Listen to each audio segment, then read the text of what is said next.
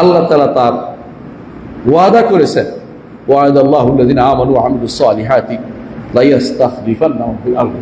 আল্লাহ ওয়াদা করেছেন ঈমান আমল সালিহকে দুনিয়ার বুকে তাদেরকে প্রতিষ্ঠা করবেন। আর আপনি মিছিল করছেন, আপনার মিছিল দিয়ে ইসলাম প্রতিষ্ঠা হবে না কোনোদিনই। মিছিল দিয়ে শুধু শরীর গরম হয়, গা গরম হয়, মনে করেন কিছু একটা করছেন, ওইটা দিয়ে কিচ্ছু হবে না। ওইটাকে কিছু মনে করার কোনো কারণ নেই। এটার বিরুদ্ধে কথা বললে যদি কেউ আমাকে ইহুদি বলে, আমার কি যায় আসে না। আমি সুন্নাহর কথা বলছি, আল্লাহ ও রাসূলের কথা বলছি।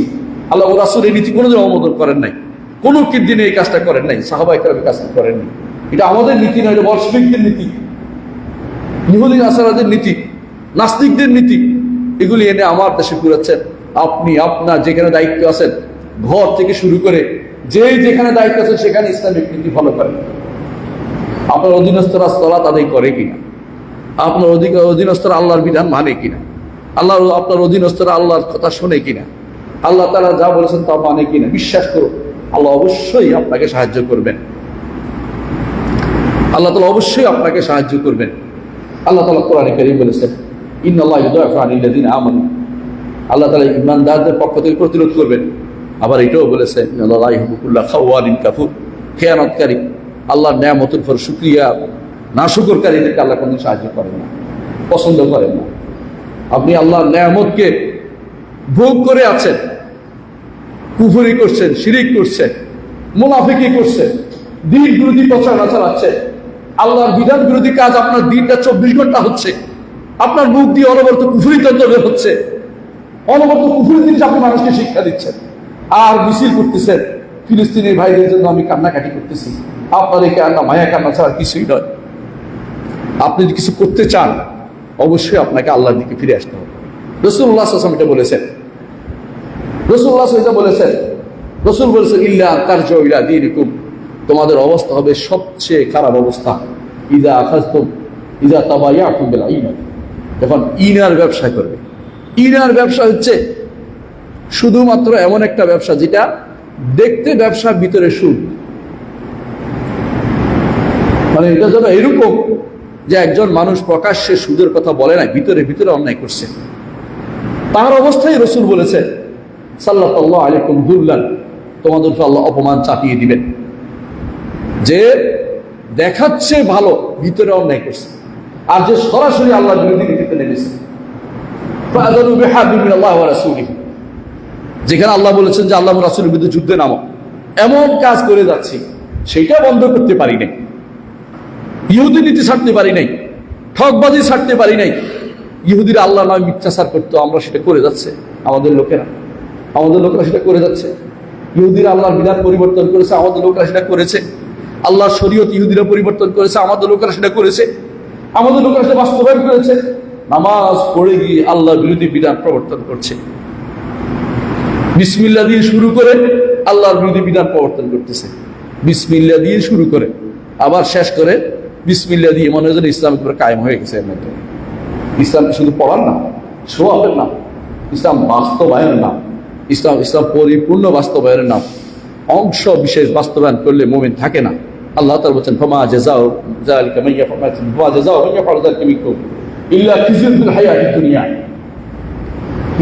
কিছু মানি না যখন কেউ এই নীতি অবলম্বন করে, আল্লাহ বলছে খিজুন ফিল হায়াতিদ দুনিয়া, দুনিয়ার জীবনে তার জন্য শুধু অপমান, লাঞ্ছনা, গঞ্ছনা থাকবে তার জন্য, আর আখিরাতে তার জন্য শাস্তি থাকবে। ইসলামকে পরিপূর্ণভাবে মানতে হবে। কিছু মানি চলে না। আপনি কত সুন্দর মিছিল করতে পারেন, সারাদিন কাঁদতে পারি, কিন্তু আল্লাহর বিধান পরিবর্তন হয়ে গেছে, সেখানে নিজে একটু চেষ্টা করে পরিবর্তন ভালো করতে পারে, সেটা করতে রাজি হই না। কাকে খুশি করার জন্য আপনি চলেন? আল্লাহ কিন্তু আপনাকেও দেখছেন। আপনি কাকে খুশি করার জন্য করছেন, আল্লাহ সেটাও জানেন। আপনার এই কর্ম আল্লাহ খুশি হবে কিনা সেটা জানার বিষয় রয়েছে। কোথায় আল্লাহর সন্তুষ্টি আছে সেটা দেখুন। সন্তুষ্টির জায়গাগুলি কোরআন এবং সুন্নাতে ইন্ডিকেট করা আছে। আল্লাহর সন্তুষ্টি কোথায় আছে? আল্লাহর সন্তুষ্টি আছে যেখানে আপনি যে পারেন সেটা করবেন। আপনার অধীনস্থতা আছে সেখানে সুন্নাহ বিরোধী, কোরআন বিরোধী, শরিয়া বিরোধী, আল্লাহর বিধান বিরোধী কিছু হতে দিব না। এতটুকু করেন আপনি, সারা বাংলাদেশ শান্তির আলোয় হবে। সারা বিশ্বের মুসলিমগুলো সেটা করলে শান্তির আলোয় হবে। এর বাইরে বড় বড় বাগড়ম্বর যারা করে অধিকাংশ এই মুনাফিক টাইপের লোক। আপনারা দেখেছেন ইরান নামক একটা রাষ্ট্র কি করে ফেলবে, এই করেঙ্গে সে করেঙ্গে। তারা যখন নামিয়ে দিয়ে মুসলিমদের শেষ করে দেয়, সুন্নিদেরকে শেষ করে দেয়, আমাদের তখন মানে দুঃখ ছাড়া কিছু করার থাকে না। তারা আমেরিকা উড়িয়ে দিবে, ইহুদিদের শেষ করে দিবে। তারা শত শত মিসাইল মারলে একটা চড়েই বাকিও মরে না। কি বুঝে এগুলি বলে অনেকের মনে কষ্ট আসে। হ্যাঁ, তার পক্ষ তার অবলম্বন করে অনেকদিন মিছিল মিটিং করেছি।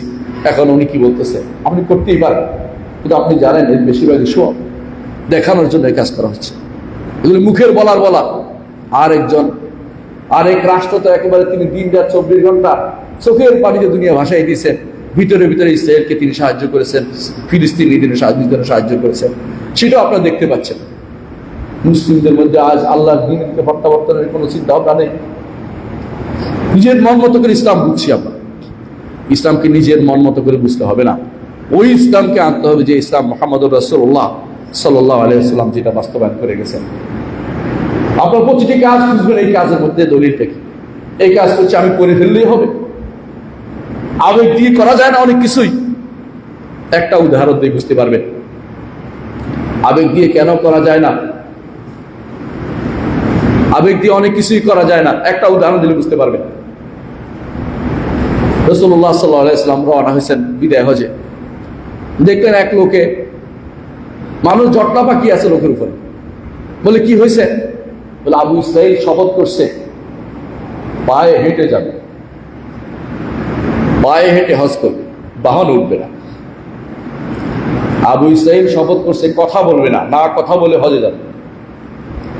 আবু ইসরাইল চিন্তা ভাবনা করছে রোজা ভাঙবে না, রোজা রেখে হজ যাবে। আবু ইসরাইল চিন্তা করেছে যে ছায়া যাবে না, রোদে দিয়ে হজ করতে যাবে, রোদে যাবে। আপনার তো কি বিশাল ব্যাপার, এত কষ্ট করে হজ করতেছে, এটা আবার না হওয়ার কি আছে, বিশাল কাজ হয়ে যাবে। আমার নবী সেটা অনুমোদন করেন নাই। আমার নবী বলেছে আবু ইসরাইলকে বলো সে যেন ছায়ায় যায়, সে যেন বাহনে চড়ে, সে যেন কথা বলে, সে যেন তার সওম পূর্ণ করে, এটা ভালো কাজটা অনুমোদিত। কিন্তু বাকি তিনটা করেছে, একটাও আল্লাহ রাসূল অনুমোদন করেন নাই। আবেগে ভেসে গেলে হবে না, আবেগটাকে সরিয়ে দিয়ে নিয়ন্ত্রণ করতে হবে। আগে আবেগ হচ্ছে পাগলা ঘোড়া, আবেগে অনেক কিছুই করা যায় না। আবেগে যে সাহাবী যুদ্ধ করে রক্তাক্ত করে ফেলেছে, সাহাবায়ে কেরাম এসে বলে ইয়া রাসূলুল্লাহ জান্নাতি। রাসূল বললেন যে আমি তো তাকে জাহান্নামে দেখতে পাচ্ছি। আবেগ দিয়ে কিছুক্ষণ পরে সাহাবী বললেন যে আমি তার পিছু নিলাম, রাসূল তো হক, কি হয় আমি দেখতে চাই, কেন সে জাহান্নামে। দেখা গেল ওটা রক্তাক্ত অবস্থায় সহ্য করতে না পেরে তার তরবারির ফলা দিয়ে আত্মহত্যা করে বসেছে। আবেগ দিয়ে মরে গেলেই তো হয় না। আজ অনেকেই দেখবেন কিছুই না, কোথাও যায় বোমা ফুটেছে, আবেগ দিয়ে কি জন্য, এর মাধ্যমে ইসলাম কায়েম হবে, ওর মাধ্যমে ইসলামের কিচ্ছু হবে না। জায়গায় জায়গায় 64 জেলায় বোমা ফুটেছে, এরা ফেতনাবাজ, এরা আমাদের ফেতনা নিয়ে আসছে।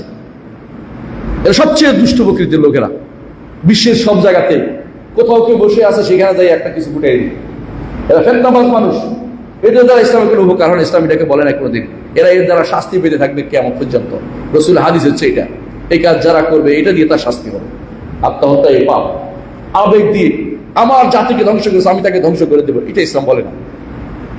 নাহলে আক্কারুন সাহাবায়ে কেরাম, আব্দুল্লাহ ওমর রাদিয়াল্লাহু আনহু একবার এক যুদ্ধ থেকে পালিয়ে আসছে। চলে আসার পরে রাসূলের কাছে যায় না কেন? লজ্জায়, যুদ্ধ থেকে ফিরে আসছে। রাসূল বললেন কি হলো, আব্দুল্লাহ ওমর কেন আসে না? ডেকে আনলেন, বলে ইয়া রাসূলুল্লাহ নাহনুল ফারুক, ইয়া রাসূলুল্লাহ আসছি না এই জন্য, আমরা তো পালাই আসছি, মানে অপমান, যুদ্ধ থেকে পালাই আসছি। রাসূল বললেন আনতুমুল আক্কারুন, আবার তোমরা যাবে। পালিয়ে আসার একটা কিছু মনে করার কোনো কারণ নেই, আসতেই পারো। শক্তি না থাকলে পালিয়ে আসে, মরে যাচ্ছে, শুধু বলে নাই। মুতার যুদ্ধের ঘটনা আপনারা জানেন, সেখানে 3000 আর 30,000 মধ্যে যুদ্ধ। সেই যুদ্ধে শেষ পর্যন্ত খালিদ ইবনে ওয়ালিদ রাদিয়াল্লাহু আনহু কৌশল অবলম্বন করে তাদেরকে রেখে বেরিয়ে আসতে পেরেছিলেন, মুসলিমদের নিয়ে বেরিয়ে আসতে পেরেছিলেন। সেই অবস্থাটা বুঝতে হবে, কখনো কখনো অবস্থান পরিবর্তন করার জন্য বেরিয়েও আসতে হয়। আর আমরা কি করি? যেটা ইসলাম অনুমোদন করে নাই সেটা ব্যবস্থাপনা করে রেখেছে। মানব ঢাল হিসাবে বাচ্চা আর শিশুদের ব্যবহার করে নিজেরা শান্তিতে ভিতরে ঘুমিয়ে থেকে যুদ্ধ করে হঠাৎ করে বেরিয়ে কিছু একজনে আক্রমণ করে আবার ভিতরে ঢুকে যাবো, এর মধ্যে মানুষদেরকে, আমার বাচ্চাদেরকে, শিশুদেরকে, সন্তানদেরকে মেরে ফেলা হবে, কিছু বলা যাবে না, বললেই তো ইহুদি। কোন ইসলামের নীতি? কে শিক্ষা দিল নীতি? বাচ্চাদেরকে রক্ষা করার জন্য তো যুদ্ধ, সন্তানদেরকে রক্ষা করার জন্য তো যুদ্ধ, মহিলাদেরকে রক্ষা করার জন্য তো যুদ্ধ। আল্লাহ তাআলা কোরআনে কারীমে এটাই তো বলেছেন, ওমা লাকুম লা তুকাতিলুনা ফি সাবিলিল্লাহ ওয়াল মুস্তাদাফিনা মিনার রিজাল ওয়ান নিসা ওয়াল ওয়িলদান যারা যুদ্ধ করতে পারে না তাদের জন্যই তো আপনার যুদ্ধটা। আপনি তাদেরকে বানাইছেন যুদ্ধের হিসাবে, গিনিপিগ হিসাবে বানাইছেন যুদ্ধের মধ্যে ক্ষতিগ্রস্ত। আপনি শান্তিতে ভিতরে বসবাস করতেছেন পালিয়ে গিয়ে। আপনি কোন ইসলামের দাদাদার, কোন দরজাদারি হলেন আপনি ইসলাম? আপনার বিরুদ্ধে কিছু বলা যাবে না, আমরা বলতেও চাই না। আপনি বড় যুদ্ধ করেই যান, ইসলামের সাথে সম্পর্ক কতটুকু আছে খুঁজে বের করেন দয়া করে। আমাদের শেখ মোহাম্মদ নাসিরউদ্দিন আলবানী রহমতুল্লাহ আলাইহি এই তথ্যটাই তুলে ধরেছেন। তিনি বলেছিলেন মক্কা থেকে রাসূলুল্লাহ সাল্লাল্লাহু আলাইহি ওয়াসাল্লাম হিজরত করেছেন, মক্কার থেকে উত্তম জায়গা পৃথিবীতে আর কিছু নেই। মক্কার থেকে উত্তম জায়গা পৃথিবীতে আর কোথাও নাই। মক্কায় সালাত আদায় করলে 1 লাখ, যেখানে মক্কার হারামের ভিতরে যেই জায়গায় আপনি সালাত পড়েন এখানে 1 লাখ, 1 লাখ। সেখান থেকে আপনাকে বের করে দিচ্ছে, আপনি বের হয়েছেন কিন্তু যাবেন আবার এর নিয়তে যান। কিন্তু না, আমি মরে যাক, বাচ্চা কাচ্চা মেরে ফেলি, আমি পালিয়ে থাকি, এই নীতি রাসূলুল্লাহ সাল্লাল্লাহু আলাইহি ওয়াসাল্লাম অবলম্বন করেন নাই। এই পোড়া নীতি অবলম্বন করেন না। পোড়া মাটি নীতি ইসলামে নাই, পোড়া মাটি নীতি ইসলামে নাই। তামাদি বানিয়ে ফেলেন মাটির জন্য, মাটির দরদে বসে থাকা, মাতৃভূমির দরদে বসে থাকা, এটা ইসলাম বলে নাই। ইসলামে রাষ্ট্রের দরদে বসতে বলেছে, মাতৃভূমির দরদে না। আল্লাহর দ্বীন যদি বাস্তবায়ন করতে না পারেন কোথাও, আপনি সেখানে থাকা অর্থ হচ্ছে আপনি একটা নিজ দেশে প্রবাসী হিসেবে প্রবাসী কাটাচ্ছেন। আপনার পরিবারে যদি কোনো ইসলাম না থাকে, আপনার সমাজে ইসলাম না থাকে, আপনার রাষ্ট্রে ইসলাম না থাকে, আপনি যাদের আপনি কর্তৃত্ব করেন, যাদের আপনি প্রতিনিধিত্ব করেন, তাদেরকে আপনি ইসলাম মানাতে পারেন নাই, আপনি ক্ষমতা দিয়ে কি করছেন? নিজের গুনাহ বাড়াচ্ছেন, নিজের সমস্যা আরো বাড়িয়ে দিচ্ছেন। আপনি তো আল্লাহর কাছে ফিরে আসেন নাই, আপনি দুনিয়ার দিকে ফিরে গেছেন, আপনার দুনিয়া পাওয়ার জন্য ব্যস্ত হয়ে পড়ছেন। এটা আল্লাহর দিকে প্রত্যাবর্তন বলে না। আল্লাহর দিকে প্রত্যাবর্তন হচ্ছে যে কোনো অবস্থায় ইমানদার চিন্তা করবে যে আমি আল্লাহর পক্ষে কাজ করে যাব, আল্লাহর দ্বীনের জন্য কাজ করে যাব, আমার পক্ষে যারা থাকবে তারা আল্লাহর দ্বীনের কাজ করবে। এই নীতিতে ছিলেন সাহাবায়ে কেরাম। যুদ্ধ তাদের আল্লাহর জন্য হয়েছে, যুদ্ধ যখন ছাড়ছে আল্লাহর জন্যই ছাড়ছে, সন্ধি যখন হয়েছে আল্লাহর জন্যই করেছে, আবার মরতে হলে আল্লাহর জন্যই মরেছে, অন্য কোনো কিছুর জন্য নয়, দেখানোর জন্য নয়। আল্লাহ এবং তার রাসূলের যা করেনি তা করার জন্য তারা কোনদিন প্রস্তুত হয়নি, হচ্ছিলও না। শুধু দেশ জয়ের জন্য তারা যুদ্ধ করেনি, দাওয়াতকে সম্প্রসারণের জন্য তারা যুদ্ধ করেছে। দাওয়াতই নাই, আপনি যুদ্ধ করে কি করবেন? যেখানে দাওয়াত নাই, সে দাওয়াত অনেকেরই আছে, এক একজন এক এক ইজমের দিকে দাওয়াত দিচ্ছে। আল্লাহর জন্য কেউ যেন দাওয়াত দেয়, আল্লাহর দিকে শুধুমাত্র যদি দাওয়াত দিতে পারেন এবং সেই দাওয়াতে যদি আপনি মারা যান, তখনই আপনি শহীদ হবেন। মান কাতালা লিতাকুনা কালিমাতুল্লাহি আল-উলিয়া, ওই ব্যক্তি শহীদ হবে যে ব্যক্তি আল্লাহর কালেমাকে বুলন্দ করার জন্য শুধু মারা যাবে, সেই ব্যক্তি শুধুমাত্র শহীদ হবে। এর বাইরে রাষ্ট্র বলেন, ব্যক্তি বলেন, দেশ বলেন, গোষ্ঠী বলেন, সমাজ বলেন, নীতি বলেন, কোনোটাই আল্লাহর দ্বারা গ্রহণযোগ্য, কোনোটাই শহীদ হয় না। সবগুলি হবে সোয়াব, দেখানোর জন্য। আপনি আল্লাহর দিকে ফিরে আসুন, ফাফিরু ইলাল্লাহ। আমরা ভাই আল্লাহর দিকে ফিরে আসি। আল্লাহ তাআলা কি বলছে সেটা জানার চেষ্টা করি।